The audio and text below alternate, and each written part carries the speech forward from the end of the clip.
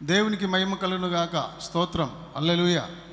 ప్రభు నామమున మీ అందరికీ నా హృదయపూర్వకమైన వందనములను తెలియజేస్తున్నాను. మీరు కూడా నాకు వందనాలు చెప్తే మంచిది. స్తోత్రం చెప్పండి. హల్లెలూయా. ఈ సమయంలో కొన్ని మాటలు, ప్రభుని గూర్చినటువంటి కొన్ని మాటలు మనం చదువుకుందాం. మనకు బాగా తెలిసినటువంటి వాక్యము మత్తయి శుభవార్త 7వ అధ్యాయము 21వ వచనం. మత్తయి శుభవార్త 7వ అధ్యాయము 21వ వచనం. కేవి నువ్వు చదివితే మైక్లో చదువు. వీడుంది కదా, మైక్ తీసుకో, చిన్నగా దూరం పెట్టి చదవాలి. రైట్. ఇప్పుడు అందరం కలిసి ఆ మాట చదువుకుందామా? అందరం కలిసి ఆ మాటను చదువుకుందాం. మత్తయి సువార్త 7వ అధ్యాయము 21వ వచనం. ప్రభువా ప్రభువా అని నన్ను పిలుచు ప్రతివాడును పరలోక రాజ్యంలో ప్రవేశింపడు గాని పరలోకమందున్న నా తండ్రి చిత్త ప్రకారం చేయువాడే ప్రవేశించును. మళ్ళీ చదవండి అందరు కలిసి, మళ్ళీ చదువుదాం. మత్తయి సువార్త 7:21. ప్రభువా ప్రభువా అని నన్ను పిలుచు ప్రతివాడును పరలోక రాజ్యంలో ప్రవేశింపడు గాని పరలోకమందున నా తండ్రి చిత్త ప్రకారం చేయవాడే ప్రవేశించును. ఆమేన్. పరలోక తండ్రి, ఈ మాటల ద్వారా నాతో మాట్లాడి, మాతో మా అందరితో మాట్లాడి బలపరచండి. యేసునామమున అడుగుతున్నాం తండ్రి. ఆమేన్ చెప్పండి. ఆమేన్. ఇక్కడ ప్రభువా ప్రభువా అని పిలిచేవారు, ఈ నామకార్థన క్రైస్తవులు ఎవరు కూడా పరలోకంలో చేరేటట్టు లేరు. ఎందుకంటే సమయం వ్యర్థమైపోతుంది. నమ్మితే ప్రభువుని గట్టిగా నమ్మాలి, లేకపోతే లాభం లేదు. ప్రభువా ప్రభువా అని పిలిచేవాడు పరలోకంలో ప్రవేశింపడు కానీ పరలోకమందున్న నా తండ్రి చిత్త ప్రకారం చేయువాడే ప్రవేశించును అని ఎవరు చెప్పారు? యేసు ప్రభు చెప్పాడు. ఏం చేస్తే పరలోకం చేరుతారు? ఆయన చిత్తం చేయాలి. ప్రార్థన చేస్తే చేరరా? చేరరు.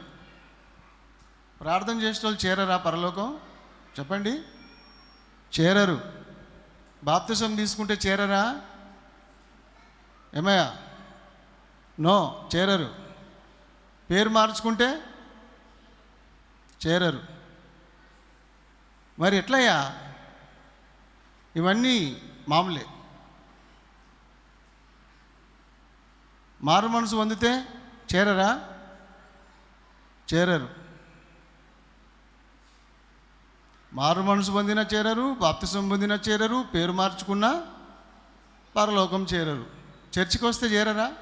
వారం చర్చికి వస్తే చేరరు. మరి ఏది ప్రాముఖ్యం? ప్రభు ఏది కోరుకుంటున్నాడు? ఎవరు చేరుతారు? ఒకటి, ప్రభు చిత్త ప్రకారం చేయువారే. ఏమయ్యా? ప్రభు చిత్తం చేయువారు మాత్రమే పరలోకంలో చేరుకుంటారు. ఇది యేసు ప్రభు చెప్పినటువంటి సత్యం. ప్రభువా ప్రభువా అని పిలిచే వాళ్ళు చాలామంది ఉన్నారు. ప్రభు చిత్తం చేయవాళ్ళు లేరు. మరి ప్రభువు కావాల్సింది ప్రభు చిత్తం చేయవాళ్ళు. యేసు ప్రభు అన్నాడు యోహాను సువార్త 4:39 వచనంలో, నా ఇష్టం నెరవేర్చుకోవడానికి నేను రాలేదు కానీ నా తండ్రి ఇష్టమును నెరవేర్చడానికే నేను ఈ భూమి మీదకి వచ్చి తిని. హల్లెలూయా చెప్పండి.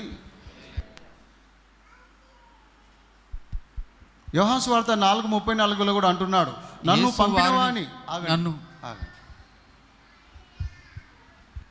చదవండి. నన్ను పంపిన వాని చిత్తం నెరవేర్చుటయు ఆయన పని తుదిముట్టించుటయు నాకు ఆహారమై ఉన్నది. యేసు ప్రభు చెప్తున్నాడు, నా తండ్రి చిత్తాన్ని నేను నెరవేర్చడమే నాకు ఆహారం. నా ముఖ్యమైన ఉద్దేశం అదే. యోహాను సువార్త 4:34 కూడా అన్నాడు ఆయన, నన్ను పంపిన వాని యందు ఏమన్నాడు ఆయన?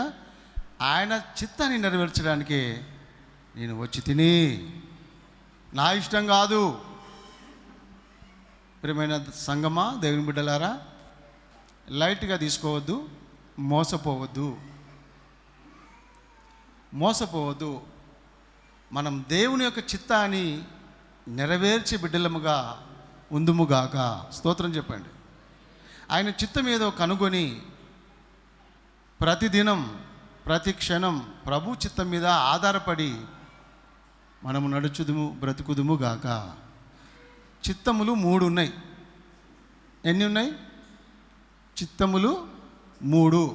ఒకటి దైవ చిత్తం, ఒకటి సైతాను చిత్తం, ఒకటి మానవుని చిత్తము అని బైబిల్లో ఉంది. ఈ 3 చిత్తాలు ఉన్నాయి. మరి ఇప్పుడు నీవు దైవ చిత్తంలో బ్రతుకుతున్నావా, సాతాను యొక్క చిత్తంలో బ్రతుకుతున్నావా, లేకపోతే నీ స్వచిత్తంలో బ్రతుకుతున్నావా అనేది నువ్వు గ్రహించాలి. క్రైస్తవులు, దేవుని బిడ్డలు, జ్ఞానులైనటువంటి వారు గ్రహించి బ్రతుకుతారు. ఎట్లా బతికినా నడుస్తుందిలే, అంతా దైవ చిత్తమే కాదు. అంతా దైవ చిత్తం కాదు. నా జీవితంలో ఏది జరిగినా అది దైవ చిత్తమే కాదు. నువ్వు సాతాను చిత్తంలో ఉన్నావేమో. మనం ఒకసారి ఆలోచించుకొని మన భక్తి జీవితాన్ని కొనసాగించుకుంటే పరలోకం చేరుకుంటాము. సరైన మార్గంలో మనం నడిస్తే పరలోకంలో చేరుకుంటాం. మానవ స్వచిత్తం ఎలాంటిదంటే తన ఇష్టానుసారంగా బ్రతుకుతాడు. 3 చిత్తములు ఉన్నాయి కదా. మొదటిది మానవ చిత్తం. నా ఇష్టం, నేను నా తల్లి మాటినా, తండ్రి మాటినా, ఎవరి మాట వినా, నా ఇష్టాన్ని నెరవేర్చుకోవడానికి నేను పరిగెత్తుతా కొన్నిసార్లు. అది మానవుని స్వచిత్తం. మోసపోతావు, జాగ్రత్త. నీ ఇష్టానుసారంగా, నీ చిత్తానుసారంగా నువ్వు జీవిస్తే ఖచ్చితంగా మోసపోతావు, నరకం వెళ్ళిపోయే ప్రమాదాలు ఉన్నాయి. పరలోకాన్ని పోగొట్టుకునేటువంటి పరిస్థితి అది. స్వచిత్తం, మానవునికి దేవుడు సొంత చిత్తాన్ని ఇచ్చాడు, జ్ఞానాన్ని ఇచ్చాడు. ఏది మంచిదో ఏది చెడో విభావించి తెలుసుకొనటానికి మానవునికి దేవుడు తెలివితేటలను ఇచ్చింది వాస్తవం. స్తోత్రం చెప్పండి. మానవుడా, నీకు తెలివినిచ్చాను, నీకు జ్ఞానమునిచ్చాను, నీకు స్వంత చిత్తమునిచ్చాను, నీకు స్వతంత్రమునిచ్చాను. మరి నీవు నీ ఇష్టానుసారంగా నువ్వు మంచి చెడును అర్థం చేసుకునే జ్ఞానాన్ని నీకు ఇచ్చాను. కాబట్టి ఏది మంచో ఏది చెడో నువ్వు తెలుసుకొని మలుచుకో, తెలుసుకొని ప్రవర్తించు, తెలుసుకొని నడుచుకో, తెలుసుకొని బ్రతుకు. మానవుని చిత్తము అందరిలో ఉంటుంది. నేను ఆయన మాట ఎందుకు వింటా, నా ఇష్టం, నాకు తెలిసిందే సత్యం, నాకు తెలిసిందే వేదం అనుకుంటాం. కొన్నిసార్లు మన స్వబుద్ధిని ఆధారం చేసుకుంటాం. సామెతల గ్రంథంలో ఏముంది? నీ స్వబుద్ధిని ఆధారము చేసుకొనవద్దు, నేను జ్ఞానిని కదా అని నీవు అనుకొనవద్దు. బైబిల్లో రాయబడింది. నా వైపు వినండి, నా వైపు చూడండి. అమ్మా, నీ స్వబుద్ధిని ఎప్పుడు ఆధారం చేసుకోవద్దు. తన మనసుని నమ్ముకున్నవాడు బుద్ధిహీనుడు. తన మనసుని ఎప్పుడు నమ్ముకోవద్దు. తన సొంత చిత్తం మీద ఎప్పుడు ఆధారపడద్దు. తన ఇష్టమే నా ఇష్టం అని అనుకోవద్దు. వింటున్నారా? నువ్వు అలా అనుకుంటే మోసపోతావు. సామెతల గ్రంథం 16వ అధ్యాయము 25వ వచనంలో జ్ఞాని అయిన సొలొమోను మహారాజు రాశాడు. ఏమని రాశాడు తెలుసునా? ఒకని మార్గము వాని దృష్టికి యథార్థముగా కనబడును, ఒకని మార్గము వాని దృష్టికి యథార్థముగా కనబడును, అయినను తుదకు అది మరణమునకు చేరును. చూసారా? అయినను తుదకు అది మరణమునకు చేరును. ఎంత డేంజర్ ఇది! ఒకని దృష్టికి వాని మార్గము, వాని మాటలు, వాని ప్రవర్తన, వాని జీవితము వానికి మంచిగానే అనిపిస్తుంది. నేను మంచిగానే ఉన్నా అనుకుంటున్నాడు, నేను బాగానే నడుస్తున్నా అనుకుంటున్నాడు. బైబిల్ చెప్తుంది తుదకు అది నరకం, మరణమునకు దారి తీయును. జాగ్రత్త ప్రియమైన దేవుని బిడ్డలారా, మన స్వసిత్వం మీద ఎప్పుడు ఆధారపడొద్దు, మన ఇష్టాన్ని మీద ఎప్పుడు ఆధారపడొద్దు. దేవుని ఇష్ట ప్రకారంగా మనం బ్రతకాలి, దేవుని చిత్త ప్రకారం మనం బ్రతకాలి. దేవుని చిత్తాన్ని మనం ఎప్పుడు తెలుసుకోవడానికి ప్రయత్నం చేయాలి. దేవుని చిత్తం కొరకు దేవుని దగ్గర బ్రతిమలాడాలి. దేవా, నీ చిత్తము నాకు తెలియజేయము, నీ చిత్తంలో నన్ను నడిపించు, నీ చిత్తం నేను నెరవేర్చాలి. నా చిత్తం వద్దు, నా ఇష్టం వద్దు, నా శరీర కోరికలు వద్దు, నా శరీర ఇచ్చలను నేను నెరవేర్చుకోవద్దు. నీ చిత్తం నెరవేర్చే బిడ్డగా నేను బ్రతకాలి. బతికిన కొన్ని రోజులైనా సరే నేను నీ చిత్తం నెరవేర్చే బిడ్డగా బ్రతకాలి. ఒక యువకుడు పెళ్లి విషయంలో తప్పు అడిగేసిండు. ఏ విషయంలో?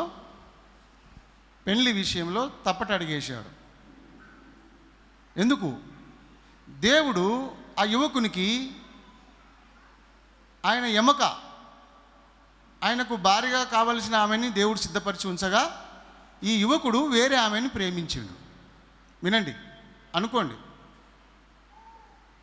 దేవుని నిర్ణయము, దేవుని ప్రణాళిక ప్రకారము, దేవుని చిత్త ప్రకారము తనకు కావలసిన భార్య వేరే ఆమె. కానీ తను ఏం చేశాడంటే తొందరపడి దైవ చిత్తాన్ని పక్కకు పెట్టేసి తనకు ఇంపైన కళ్ళకు కనిపించిన ఆ యువకురాల్ని అందంగా కనిపించిందేమో, ఈమె నాకు కావాలని ఆమెని పెళ్లి చేసుకున్నాడు. పిల్లలు కూడా అయ్యారు. పిల్లలైతే దైవ చిత్తమేనా? పెళ్ళి అయితే దైవ చిత్తమేనా? చెప్పరేంటి? ఇక పెళ్ళి అయిపోయింది కదా, ఇదే దైవ చిత్తం, ఇది యెహోవా ఏర్పాటు చేసిన దినము, దీన్ని అందు ఉత్సాహించి సంతోషించదము. ఆహా, అవునా? ఇది యెహోవా ఏర్పాటు చేసిన సంబంధమేనా? ఇది దైవచిత్తమైన సంబంధమేనా? లేకపోతే నీ ఇష్టానుసారంగా ఇష్టపడి చేసుకున్న సంబంధమా? నీ స్వచిత్తం మీద ఆధారపడి చేసుకున్న సంబంధమా? లేక దేవుడు చూపించిన, దేవుడు నిర్ణయించిన నీ ఎముక ఈమెనేనా, నీ భార్య ఈమెనేనా అని మనం ముందు ఆలోచించాల్సిన అవసరం ఉంది. కళ్ళకి ఏది కనబడితే అదే దైవచిత్తం అనుకోవద్దు. నీకు నచ్చితే దేవునికి నచ్చొద్దా? నీకు నచ్చింది కాదు, దేవునికి నచ్చిందే మనం చేయాలి. స్తోత్రం చెప్పండి. మొత్తం మీద ఆ పిల్లగాడు వేరే అమ్మాయిని పెళ్ళి చేసుకుండు. ఆయన ఎముకనేమో వేరే దగ్గర ఉంది, ఈమెనేమో వేరేని ఎముక. అర్థమైందా మీకు? వీడు చేసుకున్న ఆమె ఎవరెముక? పొరుగువాని భార్య, పొరుగువాని ఎముక ఆమె. వీడు తొందరపడి మనం చేసుకుంటూ పిల్లలు కూడా పుట్టిరు. దైవ చిత్తమును మనం తెలుసుకోకపోతే, దైవ చిత్తాన్ని మనం త్రోసివేస్తే, పక్కకు పెడితే పాపం తగులుతుంది. 3 రకాలు పాపం 3 రకాలు జరుగుతుంది. ఇప్పుడు ఈయన ఆమెను చేసుకున్నాడు కదా,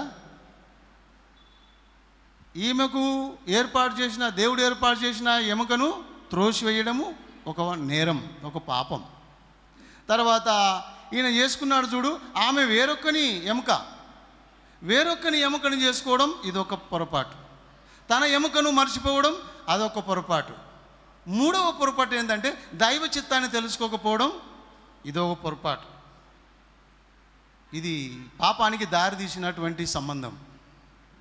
అందుకనే గొడవలు అవుతాయి, అందుకనే పంచాదులు అవుతాయి, అల్లకల్లోలమే జరుగుతుంది, సమాధానం ఉండదు, శాంతి ఉండదు. ఎప్పుడు గొడవలే. పిల్లలు అయ్యారు కదా, అవుతారు. మరి పిల్లలు అవ్వడానికి ఏముంది? దైవ చిత్తానుసారంగా చేసుకున్న ఆమెకు అవుతారు, దైవ చిత్తానుసారం కాని ఆమెను చేసుకున్నా అవుతారు. కానీ అది సమాధానంగా ఉండదు, అది ఆశీర్వాదకరంగా ఉండదు, అది దీవెనకరంగా ఉండదు ఆ కుటుంబం. ఎప్పుడే కానీ మన దైవ చిత్తం కోసమే కనిపెట్టాలి, దైవ చిత్తం కోసమే మనము ప్రార్థన చేయాలి, దైవ చిత్తానే మనం అనుసరించి బ్రతకాలి. మనము, మన పిల్లలు, మన కుటుంబం ఆ పద్ధతిలోనే వెళ్ళాలి. ప్రధానికి మనం ఏమనాలి?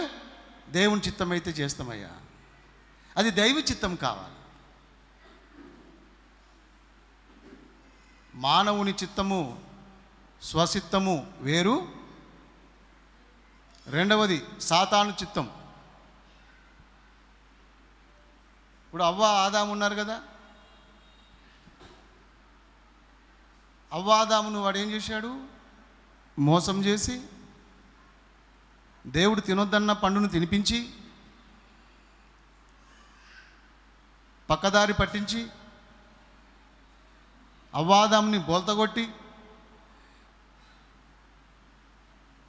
వాళ్ళతో పాపం చేయించి దేవుని ఆజ్ఞను అతిక్రమించినట్లుగా చేసి ప్రేరేపించి అవ్వాదామును దేవునికి దూరం చేశాడు. సాతాను చిత్తం ఎలాంటిదంటే మనలందరినీ మోసం చేయడం. ప్రకటన గ్రంథంలో 12:9 ఉంది, మీరెవరు చదవద్దు కానీ, సర్వలోకమును మోసపుచ్చుచూ వస్తున్న మహాఘట సర్పం సాతాను భూమి మీద పడవేయబడెను. సర్వలోకమును మోసపుచ్చుకుంటూ వస్తున్నటువంటి సాతానుగాడు అవ్వాదామును కూడా మోసం చేశాడు. అవ్వాదామును ఎప్పుడైతే మోసం చేశారో, అవ్వాదాము ఎప్పుడైతే పాపం చేశారో, ఆ పాపము యొక్క ఆధారంతో ఇప్పుడు ఈ లోకముని కూడా మొత్తం సాతానుగాడు తన చిత్తానుసారంగానే నడిపిస్తున్నాడు. నమ్మిన వాళ్ళు స్తోత్రం చెప్పండి. లోకాన్ని లోపరుచుకున్నాడు. ఈ లోకం ఉంది కదా, భూలోకం. ఈ భూలోకం మీద ఉన్న మనుషులను సాతానుగాడు తన చిత్తానుసారంగా మలుచుకున్నాడు, తన చిత్తానుసారంగా లోపరుచుకున్నాడు. వాడే దొంగ, వాడే అబద్ధికుడు, వాడే మోసగాడు, వాడే త్రాగుబోతు, వాడే తిట్టుబోతు, తిరుగుబోతు, తిండిపోతూ, నిద్రపోతూ, దున్నపోతూ. వీడే ఎవడీడు? సాతాను. యోహాను సువార్త 8వ అధ్యాయం 44వ వచనంలో ఉంది, మీ తండ్రి యగు అపవాది క్రియలే మీరు చేయుచున్నారు. ఏమన్నాడు ఆయన? 44, యోహాను సువార్త 8:44, మీ తండ్రి అగు అపవాది, మీ తండ్రి అగు అపవాది సంబంధులు, మీరు మీ తండ్రి అగు అపవాది సంబంధులు, మీ తండ్రి దురాశలు నెరవేర్చగోరుచున్నారు. మీరు ఏం చేస్తున్నారు? ఎట్లా బతుకుతున్నారు అంటే మీ తండ్రి దురాశ, సాతాను గాని ఆశ, సాతాను గాని చిత్తాన్ని నెరవేర్చడానికి మీరు బ్రతుకుతున్నారు. ఆది నుండి వాడు నరహంతకుడై ఉండి, వాడు ఆది నుండి నరహంతకుడై ఉన్నాడు. వాడు సత్యమందు నిలిచిన వాడు కాడు. ఆగండి, వాడు ఆది నుండి నరహంతకుడే. ఆదిలో నరహత్య చేసిండు. తెలుసా మీకు? ఎవరిని చేసిండు చెప్పండి? ఎవరిని చంపారు చెప్పండి? ఏబేలుని చంపాడు. ఎవరు? కయీను. కయీను గురించి ఏం రాసింది తెలిసిన? వాడు దృష్టిని సంబంధి. సాతానుగాడు ఆది నుండి నరహత్య చేశాడంటే ఏబేలును చంపించాడు. ఏబేలు నీతిమంతుడు. ఏబేలు చక్కగా బలి అర్పించేవాడు, దేవునికి శ్రేష్టమైన బలిని ఇచ్చేవాడు, దైవ చిత్తాన్ని నెరవేర్చేవాడు ఏబేలు. దేవునికి లోబడిన బిడ్డ, కుమారుడైన నీతిమంతుడు ఏబేలు, నీతిమంతుడు. ఆ నీతిమంతుని దుష్టుడు ఏం చేశాడు? చంపి పడేశాడు. ఈరోజు నరహత్య జరుగుతుంది కదా, భార్య భర్తను చంపుతుంది. చెప్పండి, భర్త భార్యను చంపుతున్నాడు, అన్న తమ్మిని చంపుతుండు, తమ్ముడు అన్నను చంపుతుండు. మరి ఇది ఎవరి క్రియ? ఎవరి చిత్తం ఇది? ఎవరి దురాశ నెరవేర్చడానికి ఉన్నారు ఈ మనుషులు? సాతానుగా అందే. తాగుపోతేవాడు సాతానుగాడే, నిద్రపోతేవాడయా సాతానుగా అందే నిద్ర. తిండిపోతానం ఎవరిది? సాతానిదే. శరీరాశ, నేత్రాశ, జీవపుడంబము ఎవరివి? సాతానే. ఈయన కయ్యం మాడుతున్నారు కొంతమంది గొడవలు. ఎవరు అవి? సాతాను వల్లనే అవుతున్నాయి కదా. దయ్యం వచ్చి కయ్యం పెడుతుంది, నీ నోటి నుంచి బూతులు వస్తున్నాయి. ఎవరి అవి? నీకు చెడ ఆలోచనలు వస్తున్నాయి. ఎవరి అవి? నువ్వు పాపంలో పడిపోతున్నావు. ఎవరు వడగొట్టిరు నిన్ను? ఈరోజు వైన్ షాపులో పొద్దుగాల నుంచి పొద్దుమి దాకా కూర్చుంటున్నారు, ఆ మత్తులో మునిగి తేలుతురు. ఎవరిది ఇది క్రియ? ఎవరి క్రియ ఇది? సైతాని క్రియ కాదా? ఈ హత్యలు సైతాని కావా? ఇంకో మాట ఉంది చూడండి కింద లైన్లో, మీ తండ్రి అబద్ధికుడు. ఏమనుంది? అబద్ధికుడు. చదువు 44 కింది నుంచి. వాడు అబద్ధం ఆడునప్పుడు తన స్వభావము అనుసరించే మాట్లాడును. వాడు అబద్ధికుడు, అబద్ధమునకు జనకుడై ఉన్నాడు. చూసారా? వాడు అబద్ధికుడు, అబద్ధమునకు జనకుడు. అబద్ధం పుట్టిందంటే సాతాను వల్లనే పుట్టింది. అందుకనే సాతాను ఈ రోజుల్లో మనుషులందరినీ అబద్ధికులు చేసేసాడు. సత్యవంతులు ఉన్నారా, అబద్ధులు ఉన్నారా ఎక్కువ? చెప్పండి. అబద్ధికులు ఎక్కువ ఉన్నారా, సత్యవంతులు ఎక్కువ ఉన్నారా? చెప్పరా అమ్మా, చెప్పరేంటిరా? లోకంలో అబద్ధికులు ఎక్కువ ఉన్నారా, సత్యవంతులా? అబద్ధికులే కదా. పాపులు ఎక్కువ ఉన్నారా, నీతిమంతులా? కదా. లోకంలో న్యాయం ఉందా? లేదు. ధర్మం ఉందా? లేదు. నువ్వే లోకం అంటే ఇంకెక్కడో అనుకుంటారు వీళ్ళు. అవు లేదు, లేదు చెప్తున్నారు మంచిగా. నాకు ఆన్సర్, లోకంలో ఉన్నావు నువ్వే. నీ అబద్ధాలు మానుకో. ఏమంటావు? ఎవరిదికో ఏళ్ళు చూపిస్తే మన దిక్కు 3 చూపిస్తున్నాయి కదా. లోకం అంటే ఎవరో అనుకుంటున్నావా? నువ్వే లోకం. లోకంలో ఉన్నావు కదా. నువ్వు సైతాన్ చిత్తం చేస్తున్నావా, లేకపోతే నీ చిత్తం చేసుకుంటున్నావా? గమనించు. మరి దైవ చిత్తం ఏమైనా జరుగుతుందా? ఆలోచించు. చిత్తములు 3 చెప్పినాయి కదా. ఒకటి మానవ చిత్తం అయిపోయింది, స్వచిత్తం, వాని ఇష్టానుసారంగా బతుకుతున్నాడు. వాడు బతికి నరకానికి వెళ్తాడు. వాని దృష్టికి ఆ మార్గం కరెక్టే అనిపిస్తుంది దానికి. వాని మాటలు కరెక్టే, వాని ప్రవర్తన కరెక్టే, వాని భక్తి కరెక్టే, వాని క్రియలు కరెక్టే, వాని నడక కరెక్టే, వాని ప్రవర్తన కరెక్టే, నేను మంచివనే అనుకుంటాడు. చివరికి ధానుమని పడిపోతాడు నరకంలో. వెళ్ళడు. అది స్వచిత్తం. రెండవది సైతాన్ చిత్తం గురించి మాట్లాడుకుంటున్నాం మనం. ఇప్పుడు అబద్ధంలో ఆడే వాళ్ళందరూ ఎవరు ఆడిపిస్తున్నారు అబద్ధాన్ని? యేసుప్రభువా, సైతానా? దురాత్మ. చిన్నదే కదా అబద్ధం అనుకుంటున్నావా? చిన్నదే, డేంజర్, జాగ్రత్త. చిన్నదే అబద్ధం, చిన్నదే పాపం, చిన్నదే కదా, చిన్న పాపం ఇట్లా అనుకోవద్దు.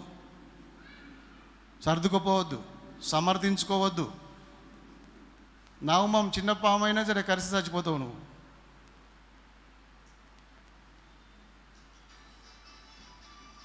స్తోత్రం చెప్పండి ఒకసారి, గట్టిగా చెప్పండి రాజరా. నాకు ఉద్యోగం రావాలి కదా మిమ్మల్ని చూసి. స్తోత్రం చెప్పండి గట్టిగా. మీరు చెప్తేనే ఇక్కడ నేను ఉజ్జీవంగా వాక్యం చెప్తా. మీరు నిద్రపోతే నాకు చెప్పనీకి రాదుగా. ఇప్పుడు ఎవరి చిత్తం కాడు ఉన్నాం? సైతాన్ ఏం చేసిండు? ఈ లోకాన్ని లోపరుచుకున్నాడు, గుప్పిట్లో పెట్టుకున్నాడు. సాతాను అవ్వను ఆదామును మోసం చేసి వారితో పాపం చేయించి, ఆ పాపము కారణంగా ఈ లోకమంతా కూడా ఇప్పుడు పాపంలో ఉంది. ఈ లోకమంతటిని కూడా చేతులు పెట్టుకున్నాడు. యేసుప్రభు చేతులు అనుకుంటురా మీరు? పొరపాటున అనుకోకండి. ఈ లోకం ఎవరి చేతులు ఉంది చెప్పండి? చూడండి పత్రిక, యోహాను పత్రిక 5వ అధ్యాయము 17 వచనం అనుకుంటా. చూడండి 17వ వచనం చదువునా. అయితే యేసు, నా తండ్రి ఇదివరకు పనిచేయుచున్నాడు. యోహాను పత్రిక 5వ అధ్యాయము 17వ వచనం. పత్రిక 5వ అధ్యాయము 17వ వచనం చదవండి త్వరగా. 17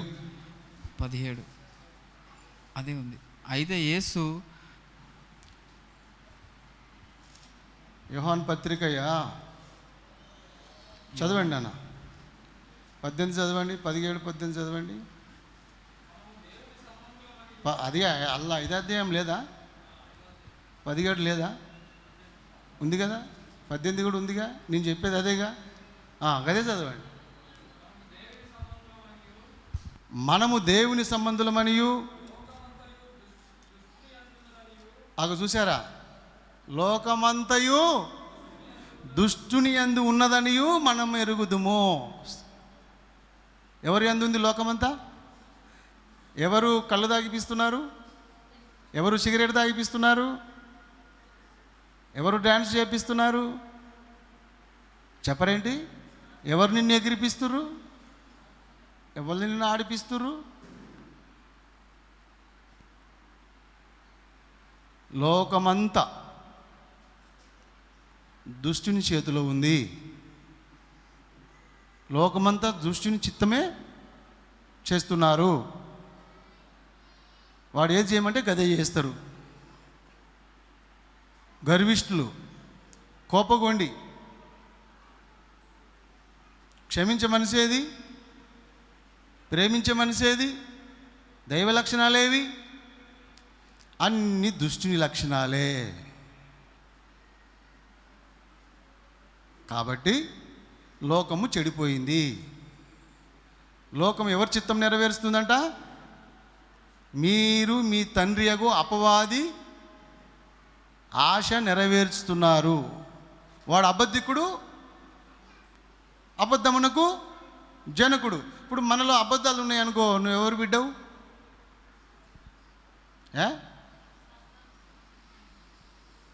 కదా, ఒప్పుకుంటారా లేదా? ఏ అబద్ధం నీలో ఉన్నా నువ్వు సాతానికి సంబంధించిన దానివే, సాతానికి సంబంధించిన వాడవే. సహోదరులారా, సహోదరులకు సత్యమే చెప్పవలెను అని వాక్యం ఉంది. సహోదరులు సహోదరులతో ఏం చెప్పాలి? సత్యమే చెప్పవలెను. అబద్ధాలు ఎప్పుడు చెప్పొద్దు, ఉన్నది ఉన్నట్టు చెప్పాలి. అడిగినప్పుడు, అడగకపోతే నువ్వు చెప్పకు. ఒకవేళ అడిగిరనుకో, అబద్ధం ఆడకు. క్రైస్తవులు నిజం చెప్పరు, అబద్ధం ఆడరు. ఏమంటావు? అడిగితే చెప్తారు. గుట్టుగా ఉండాలి, సంసారం గుట్టుగా నడవాలి. బయట పెట్టుకోమని చెప్పడం కాదు ఇది. క్రైస్తవులు నిజం చెప్పరు, అబద్ధము ఆడరు. నిజం చెప్పారంటే అర్థం ఏంటి? నువ్వు అడగకపోయినా చెప్పుకుంటూ ఓం మేము డప్పు కొట్టుకుంటూ తిరగాల అవసరం లేదు. ఒకవేళ అడిగిరు అనుకో పలానా విషయము అని, అడిగినప్పుడు ఖచ్చితంగా చెప్పాలి. దేవుని బిడ్డల లక్షణం అది. సత్యవంతులు దేవుని బిడ్డలు. సాతానుగాడేమో అబద్ధికుడు. అబద్ధికులు అందరూ ఎక్కడ పడతారు చెప్పండి? పరలోకం చేరుకుంటారా, నరకమా? అగ్నిగుండం. ఏ చిన్న అబద్ధమైనా అగ్నిగుండమే.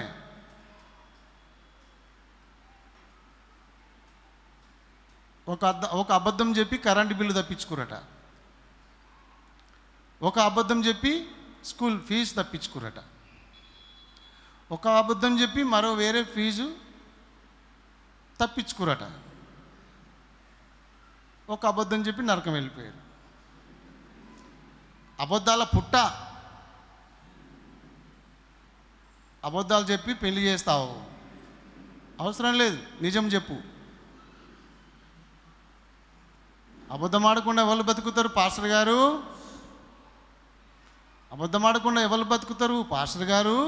బతకరా? ఈ అబద్ధమే బతుకుతుందా? చూడండి ఎవరు ఏమ్మా, నీతిగా బతకలేమా? ప్రభు చెప్పిండు కదా, యథార్థవంతులకు దేవుడు ఏ మేలు చేయక మానడు. నీతిమంతులు కడుపారా భోజనం చేయుదురు. నీతిమంతుల గుడారం మీదకి సమృద్ధి దీవెనలు వచ్చును. నీతిమంతుల తలల మీదికి, నీతిమంతుల సంతానం ఎప్పుడు భిక్షము ఎత్తుకోదు. సింహం పిల్లలు ఏమి గలవై ఆకలి కొనినా నీతిమంతుల పిల్లలు ఎన్నడు. అరే, ఇన్ని వాక్యాలు ఉన్నాయి, ఇన్ని వాగ్దానాలు ఉన్నాయి, ఇవన్నీ పక్కకు పెట్టి అబద్ధం ఆడకుండా ఎట్లా బతుకుతారు? దయ్యం సాతానుగాడు ఉన్నాడు. అబద్ధం ఆడకుండా బతకలేరంట. 100%, 200% బ్రతకగలవు. కాబట్టి ఎప్పుడు మనము నీతిగానే యథార్థంగానే బ్రతకడానికి ప్రయత్నాలు చేయాలి. తప్పులు చేయొద్దు, అబద్ధాల ఆసర చేసుకోవద్దు, అవినీతి పరులం అవ్వద్దు. సాతానుగాడు నరహంతకుడట, వాడు అబద్ధికుడట, మోసగాడట. దొంగనట, దోచుకున్నవాడట. యోహాను సువార్త 10:10 ఏముందయ్యా? యోహాను శుభవార్త 10:10 యేసుప్రభు సాతాను గురించి ఏమని చెప్పాడు తెలుసునా? దొంగతనమునకు హత్యను నాశనము చేయుటకు వచ్చును గాని హత్యను నాశనము చేయుటకు వచ్చును. చూసారా ఈ దొంగ, ఈ సాతానుగాడు ఎందుకు ఏం చేస్తుండంట? దొంగతనాలు చేపిస్తున్నాడు. పెద్ద పెద్ద దొంగలు దాపరమయ్యారు. ఇప్పుడు ఏటీఎంలను దోచుకుంటారు, బ్యాంకులను దోచుకుంటారు, ఆన్లైన్లో అందరు మోసగాళ్ళే. ఏమంటారు వాళ్ళని? సైబర్ దొంగల, నేరగాళ్ళు ఎక్కువైరా కాలేదా? బ్యాంకులో పైసలు వేసుకుందామంటే కర్మం, పాపం. బ్యాంకు కూడా నమ్మకంగా లేకుండా ఉంది. ఇప్పుడు బంగారు షాపులో కూడా దొంగలే, బ్యాంకుల దొంగలే, ఇంట్లో దొంగలే, ఆఫీసులో దొంగలే, సమాజంలో దొంగలే, అంతటా దొంగలే, సంఘంలో భక్తులు, నీతిమంతులు. హల్లెలూయా. అంతటా అదే నడుస్తుంది. సంఘంలో లేరంటారా దొంగలు? వాక్యం చెప్తుంది కదా, నా దశ భాగం ఇయ్యని వాళ్ళందరూ చెప్పండి. నాకు చెందవలసిన నా సొమ్ము దేవుడు అంటాడు, 10వ భాగమంతా నా సొమ్ము నీయక మీరు నా మందిరంలో వచ్చి దొంగతనం చేస్తున్నారు కదా అంటాడు ఆయన. సంఘంలో కూడా దొంగలు ఉన్నారు, జాగ్రత్త. బస్టాండ్లో ఏమంటారు మైక్లో? దొంగలు ఉన్నారు, జాగ్రత్త. మరి ఎవరు ఇలా అందరిని ఎవరు తయారు చేసిర్రా అంటే ఈ సాతానుగాడే. ఈ అబద్ధికులను ఎవరు తయారు చేసినంటే సాతానుగాడే. నరహంతకులను ఎవరు తయారు చేసిందంటే సాతానుగాడే. ఈ సైన్యం అంతా ఎవరిదంటే సాతానుగాని సైన్యం. ఈ బ్యాచ్ అంతా తాగుడు బ్యాచ్, డ్రింకు, స్మోకింగు, మద్యపానం, ధూమపానం, ఇవన్నీ కయ్యాలు, గొడవలు, కక్షలు, పగలు. పగ పెట్టుకుంటారు ఒకరు.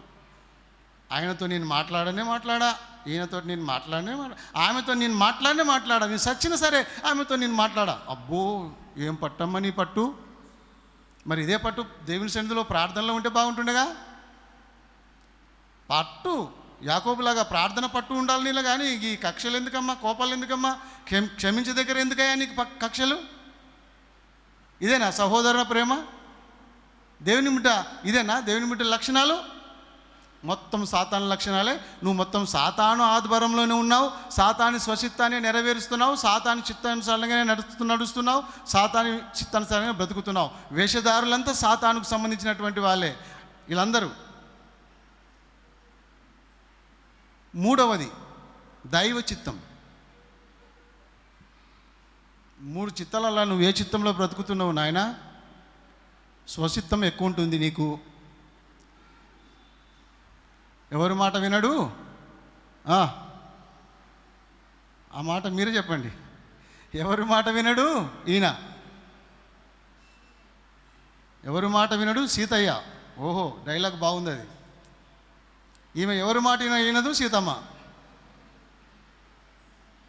ఈ కక్షలతో ఉన్నావంటే నువ్వు సాతాని ఆలోచనలో, సాతాని యొక్క చిత్తంలోనే ఉన్నావు. దైవ చిత్తం. మనం దైవ చిత్తాన్ని గ్రహించి జైవ చిత్తానుసారంగా బ్రతకాలి. దైవ చిత్తం ఏంటిదంట బైబిల్లో? తిమోతికి రాసిన పత్రిక, మొదటి పత్రిక 2:4 ఉంది ఒక మాట. తిమోతికి రాసిన పత్రికలో మొదటి తిమోతి 2వ అధ్యాయము 4వ వచనంలో మన దేవుని చిత్తం ఎంత మంచి చిత్తమో చూడండి. ఆయన మనుషులందరూ రక్షణ పొంది సత్యమును గూర్చిన అనుభవ జ్ఞానం గలవారై ఉండవలనని ఇచ్చయించుచున్నాడు. హల్లెలూయా చెప్పండి. దేవుని చిత్తం ఏంటంటే, దేవుని బిడ్డలారా, ఏ ఒక్కరు నశించిపోవద్దు. ప్రపంచంలో ఉన్న ఏ మనిషి కూడా నశించిపోవద్దు.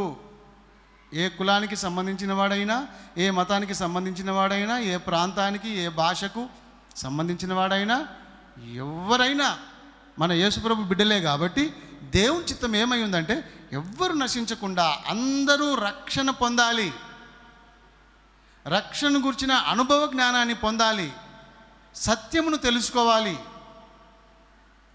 అని దేవుడు ఒక చిత్తమై ఉన్నది, ఆయన ఇష్టమై ఉన్నది, ఆయన ఇచ్చ అనగా ఆయన ఇష్టం లేక ఆయన చిత్తమై ఉన్నది. ఆయన చిత్తం ఏంటంటే మనమందరము రక్షణ పొందాలి, మనందరము మారు మనసు పొందాలి, మనమందరము రక్షణ పొంది దేవుని రాజ్యము చేరాలి. సాతాను గాడు ఏం చేస్తుండు? అందరినీ నరకం తీసుకెళ్ళాలి. మరి ఎంతమంది రక్షింపబడుతున్నారు? ఇంత మొత్తుకుంటే ఏర్పరచబడిన వారిని సైతం సాతాను గాడు మోసం చేస్తున్నాడు. ఏర్పరచబడిన వారిని కూడా అనగా రక్షింపబడిన క్రైస్తవులను కూడా వాడు లాక్కపోతున్నాడు నరకానికి. జాగ్రత్త పడకపోతే, నువ్వు నిర్లక్ష్యంగా ఉంటే, అశ్రద్ధగా ఉంటే నరకం వెళ్ళిపోయే ప్రమాదం ఉంది. నా ప్రియ సహోదరి సహోదరుడా, దైవ చిత్తము మనుషులందరూ రక్షణ పొందాలి, మనుషులందరూ పరిశుద్ధులుగా ఉండాలని దైవ చిత్తం ఉంది. తెస్సలోనికి రాసిన పత్రిక చూడండి 4:3లో, మొదటి తెస్సలోనికి రాసిన పత్రిక 4వ అధ్యాయము 3వ వచనం చూడండి ఒకసారి. మీరు పరిశుద్ధులవుటకే అనగా, మీరు పరిశుద్ధులవుటకే అనగా, మీరు జారత్వమునకు దూరంగా ఉండుటయే దేవుని చిత్తము. చూసారా, దేవుని చిత్తం ఏమై ఉందంటే, దేవుని బిడ్డలారా, మనం రక్షింపబడాలి, పరిశుద్ధులుగా ఉండాలి, ఏ పాపం వంటనిచ్చుకోవద్దు, ఏ అపవిత్రతను, దుష్య సంగత్యం, మంచి నడవడిని, చెడు అవిశ్వాసులతో జోడుగా ఉండొద్దు. కాబట్టి దేవుని బిడ్డలారా, దేవుని యొక్క సన్నిధిలో మనం పరిశుద్ధులుగా బ్రతకడానికి ప్రయత్నం చేయాలి. పరిశుద్ధులు దైవ చిత్తం ఏందంట? దైవ చిత్తం ఏందయ్యా? పరిశుద్ధులుగా ఉండడం, దైవ చిత్తం చేయాలి. సువార్త ప్రకటించడం, అనేక మందిని రక్షణలోనికి నడిపించడం. అదంతా అయ్యగారు అమ్మగారు చూసుకుంటారు, నా పని కాదు అనుకోకు, మోసపోకు, నీ పనే. అమ్మా, సువార్త చెప్పి ఆత్మలను రక్షించే పని నీదే. ఉద్యోగానికే నువ్వు పరిమితం అయిపోతావా? ఇక డబ్బుకేనా నువ్వు పరిమితం అయిపోయేది? అయ్యా, నువ్వు బిజినెస్కేనా పరిమితం అయిపోయేది? ఇంతేనా? డబ్బుకే దాసుడవా? ఇక దేవుడు దాసుడవు కావా? దైవ చిత్తం నెరవేర్చవా అమ్మ నువ్వు? డబ్బు పాడుగాను, అది ఎంతమందిని మోసం చేస్తుందో. డబ్బుని మనం వాడుకోవాలి కానీ మనని డబ్బు వాడుకోవద్దు. ఏమా, డబ్బు మన వెంబడి రావాలి కానీ మనం దాన్ని వెంబడి ఉరుకోవద్దు. దాన్ని మనం వాడుకోవాలి కానీ మనని అది వాడుకుంటుంది. ఇప్పుడు జాగ్రత్త. మనం దైవ చిత్తం చేయాలి, పరిశుద్ధులుగా నీతిమంతులుగా ఉండాలి, అనేక మందికి సువార్తను ప్రకటించి రక్షణలోకి నడిపించాలి. లోకమంతా రక్షింపడమే దైవ చిత్తం.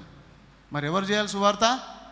ఏం రోషయ్య మేస్త్రి నువ్వు చేయాలి, ఏమ్మా శ్యామలమ్మ సువార్త చేయాలి అంటే వాళ్ళిద్దరికీ చెప్తున్నా అనుకోదు. మనం అందరం సువార్త చేయాలి. మనం ఎక్కడున్నా, రోదే అనే చిన్నది కూడా సువార్త చేసింది.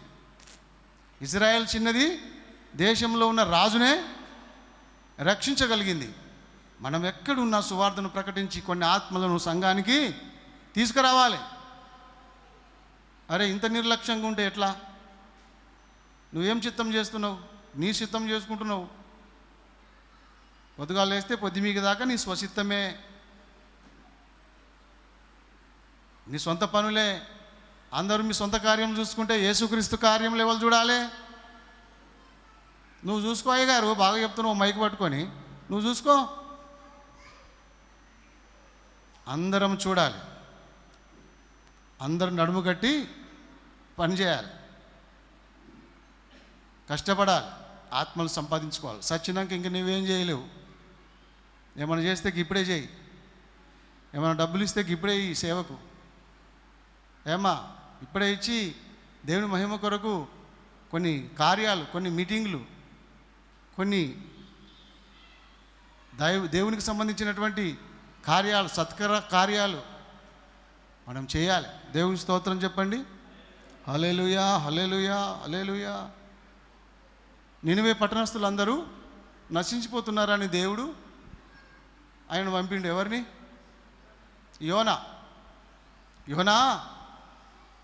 చాలామంది, వేలు లక్షల మంది నశించిపోతున్నారురా కుమారుడా, వాళ్ళకు సువార్త చెప్పుపో అని దేవుడు దర్శనమిచ్చి మాట్లాడి యోనను పొమ్మంటే యోన ఎటు పోయిండు? దైవ చిత్తానుసారంగానే పోయిండా? ఈయన ఇంకో దిక్కు ప్రయాణం చేసిండు.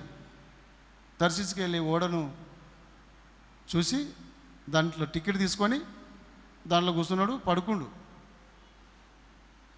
ఎన్ని నష్టాలంటే చెప్పలేము. ఇక చాలా నష్టం జరిగింది ఓడలో. ఈ ఎవరి వల్ల నీ కీడు వచ్చిందిరా అంటే ఈయన వల్లనే వచ్చింది. మనం కీడుకరంగా ఉండొద్దు, సంఘంలో కీడు కల్పించే వాళ్ళంగా ఉండొద్దు, మేలు కలిగించే బిడ్డలముగా ఉండాలి. మన ద్వారా కొంతమందికి మేలు జరగాలి. మేలు జరగకపోయినా పర్వాలేదు కానీ కీడు చేయకంటారు కొంతమంది. మేలు చేయాలి, కీడు చేయొద్దు.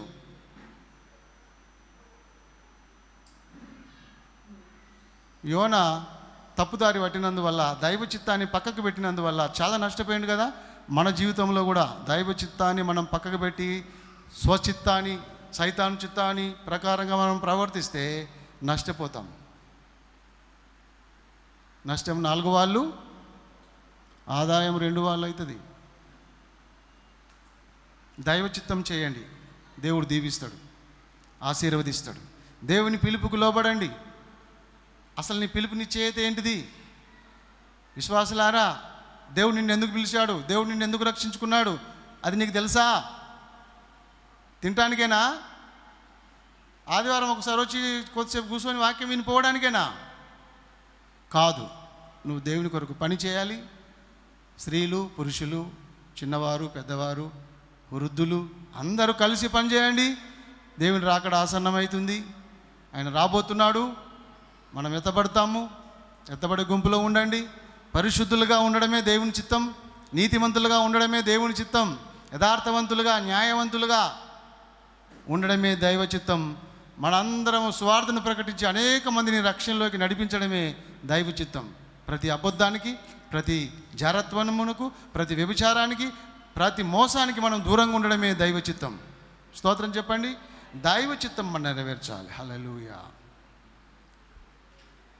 ఒక ఆయన ప్రార్థన చేస్తుండే. యేసుప్రభు నేర్పిన ప్రార్థనలో ఉంది, పరలోకమందు నెరవేరునట్లు భూమి యందు నెరవేర్చుము.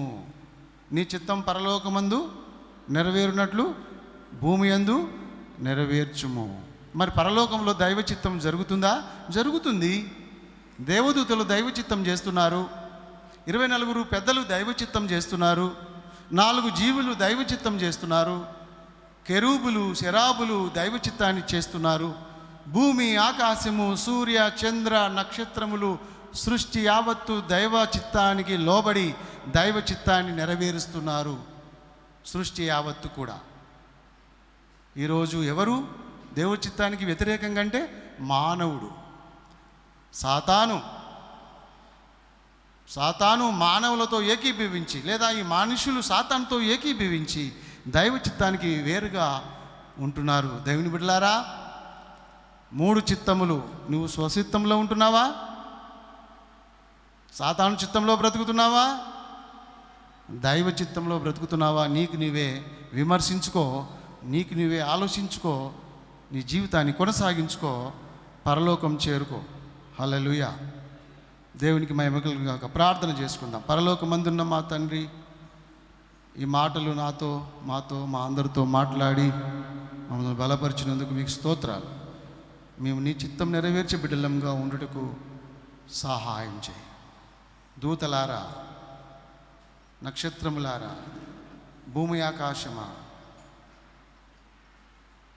దేవుని యొక్క చిత్తం నెరవేర్చు బలశూరులారా, మేమందరము నీ చిత్తము నెరవేర్చే బిడ్డలముగా ఉన్నట్లు మమ్మల్ని అభిషేకించి నడిపించు నాయన. యేసు నామములో అడుగుతున్నాను తండ్రి, ఆమె.